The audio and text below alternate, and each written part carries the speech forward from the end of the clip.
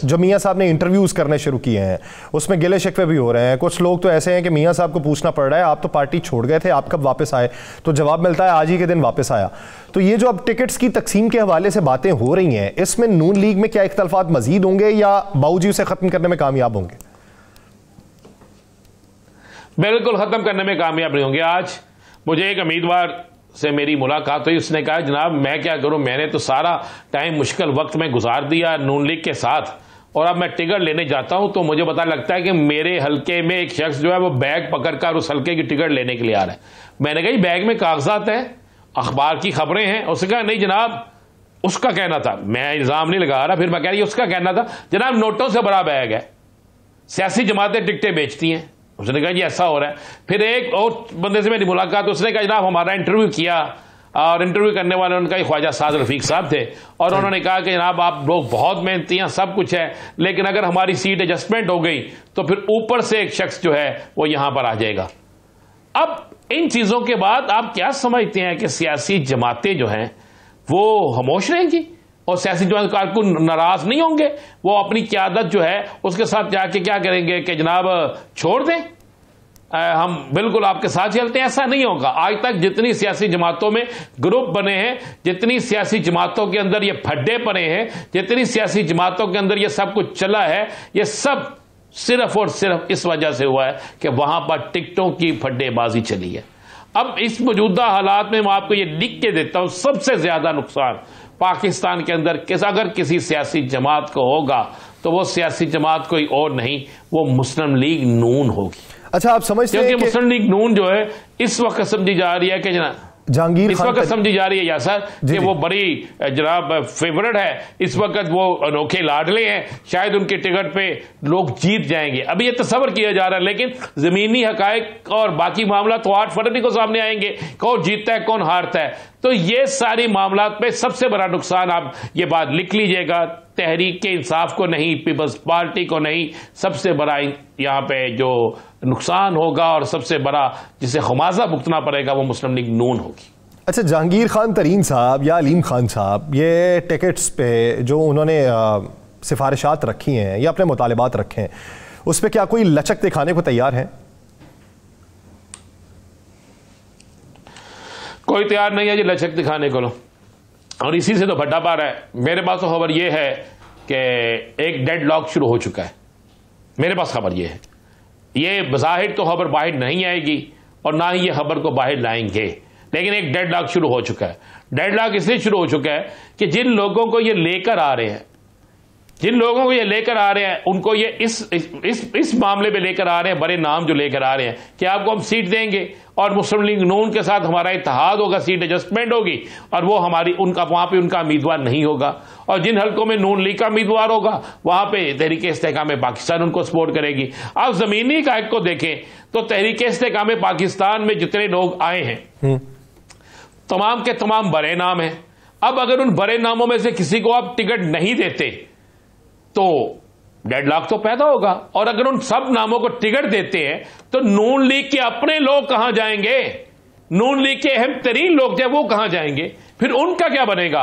और अगर ये नहीं होता और ये कहते हैं जनाब 5 को टिकट दे दें, बाकी आप भी इलेक्शन लड़ लें, हमारा उम्मीदवार भी इलेक्शन लड़ेगा, तो इस तरह काम चलेगा ही नहीं। अच्छा राणा साहब, ये बात समझ नहीं आती ये कैसा हो सकता है कि 3 हल्कों में हम आयत करें और जी एक बात समझ नहीं आती कि शहबाज शरीफ साहब जो हैं वो जाके आईटीसी से मुलाकात कराए, उनके साथ सारे वादे वईद कर लिए और कहा कि हम बात करके फिर बताते हैं।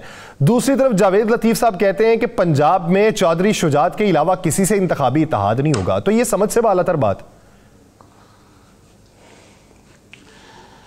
वो इसलिए कि मियाँ जावेद लतीफ जो हैं वो बात करते हैं मियाँ नवाज शरीफ का तर्जमान बन के, शहबाज शरीफ साहब जो हैं वो मुस्लिम लीग नून के सदर है, उनकी तर्जमान कोई और है।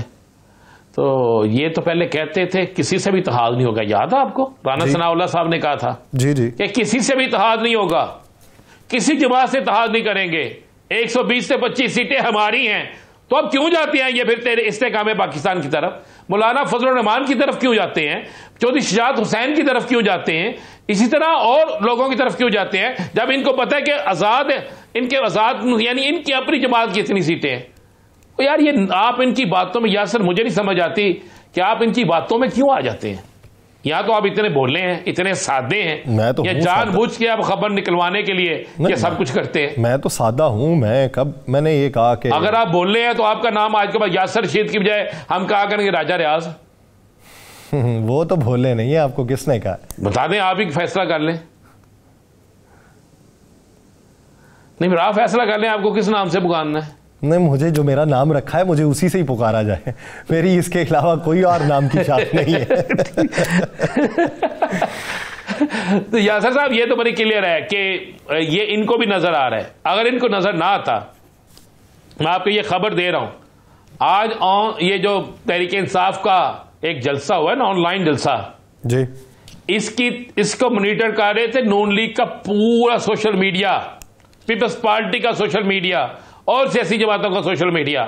तो उन्होंने जो उनको खबर दी है उसके मुताबिक यह है कि जनाब 8 फरवरी का फैसला तो अभी हो गया है। अगर एक शख्स ऑनलाइन जलसे में शामिल है तो किस तरह हो सकता है कि वो वोटिंग के लिए ना जाए? ठीक है, डर होगा, आम जलसा होगा, गिरफ्तारी का डर होगा। ऑनलाइन किसको पकड़ेंगे भाई? किस तरह पकड़ेंगे आप उसको? कितने लोगों को पकड़ लेंगे? तो मैं आपको फिर कह रहा हूं कि इस वक्त तमाम की तमाम सियासी जमातें सिर्फ नारों और गलत प्रेस कॉन्फ्रेंस तक महदूद हैं। नून लीग कहती थी आजाद अकेले इलेक्शन लड़ेंगे, किसी से इत्तेहाद नहीं करेंगे। पंजाब के अंदर 3 इत्तेहाद हो गए उनके। सिंध में एमकेएम से इत्तेहाद, जीडीए से कोशिश, जमीयत उलमा इस्लाम से इत्तेहाद, केपीके में एएनपी के साथ भी राब्ते कर रहे हैं, केपीके में बाकी लोगों से भी राब्ते कर रहे हैं, मौलाना से राब्ते हो चुके हैं उनके। टूट सकता है, बन सकता भी, दरमियान में चीजें हैं। तो किस तरह आजाद से बलोचिस्तान में मुझे बताएं, अभी उनका मैं देख रहा था, उनके नहरी साहब जो हैं वो खिताब कर रहे थे, आज खिताब कर रहे थे कि बाप पार्टी ने बेड़ा गर्क कर दिया बलोचिस्तान का। तो आपने जो बंदे रखे हैं वो बेटा पार्टी के रखे हैं, वो चचा पार्टी के रखे हैं। आपने बंदे भी तो बाप पार्टी से लिए हैं ना। अगर उन्होंने बेड़ा गर्क कर दिया था बलोचिस्तान का तो आपने क्यों उनको लिया? क्यों उनके दर पे गए? क्यों जाके उनके तल्ले मिन्नतें की? क्यों उनको अपने साथ मिलाया? ये आज की मैं कोई 50 दिन पुरानी नहीं कह रहा, आज की इनके नहरी साहब जो है बलोचिस्तान में वो कह रही है बात। अच्छा राणा साहब, क्या समझते हैं कि जब कोलो फेल में सियासी जमातों के तो ये कागजात नामजदगी जमा होते हैं, ये प्रोसेस चलता है, तो इन दिनों में आईपीपी के मुतालिबात नहीं माने जाते, उधर जेयूआईफे के पंजाब के अंदर नहीं माने जाते, तो एट दी एंड ये इत्तेहाद कितना बड़ा हो सकता है या कितना छोटा हो सकता है? मैं तो कह रहा हूं कि इत्तेहाद का बनना टूटना, नए ग्रुप बनना टूटना, किसके सामने कौन खड़ा है कौन नहीं खड़ा, इसका फैसला उस दिन होगा जिस दिन कागजात नामजदगी की आखिरी तारीख गुजर जाएगी और खत्मी लिस्ट लगेगी। बस उससे पहले तमाम चीजें क्या सराइयां अंदाजे हो सकते हैं, इसके अलावा कुछ नहीं हो सकता।